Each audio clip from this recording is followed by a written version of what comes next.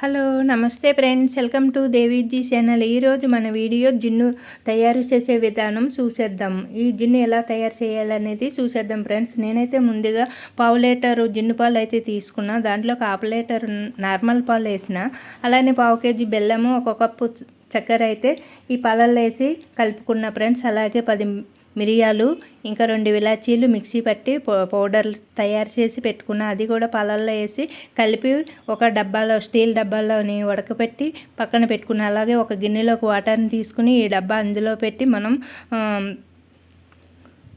ఇడ్లీ వండుతాం కదా, అలా ప్రాసెస్లోని ఈ డబ్బాని అందులో పెట్టి ఒక 10 నిమిషాలు ఉడికించుకోవాలి. చూడండి, 10 నిమిషాల తర్వాత ఇలా జిన్ అయితే రెడీ అయిపోయింది. నేను దింపేసుకుని ఒక 15 నిమిషాలు 15 మినిట్స్ అంటే పక్కన చల్లారబెట్టుకున్న ఫ్రెండ్స్. ఇలా చల్లారబెట్టుకున్న తర్వాత మనము దీన్ని కట్ చేసుకుని ఒక స్పూన్ సహాయంతో బౌల్స్లో వేసుకుని సర్వ్ చేసుకుని తినొచ్చు. చాలా బాగుంటుంది ఫ్రెండ్స్, ఆహా అంటారు.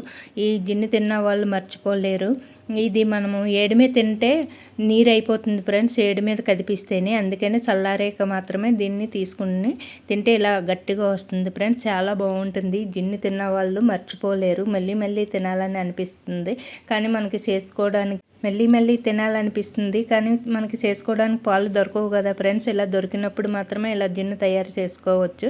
అందుకని మేమైతే ఈరోజు అయితే ఇలా తయారు చేసుకున్నాం ఫ్రెండ్స్. ఈ వీడియో చేసి కూడా అప్పుడే ఒక 5 డేస్ అయిపోతుంది. ఎప్పటికప్పుడు పోస్ట్ చేద్దాం అనుకుంటూ చేయలేకపోతున్నా. ఇంకా షార్ట్ వీడియో అయితే మీకు పోస్ట్ చేసిన. ఇలా జిన్ను తయారీ విధానం మీరైతే ఎలా తయారు చేస్తారో ఒక లైక్ ఇవ్వండి ఫ్రెండ్స్.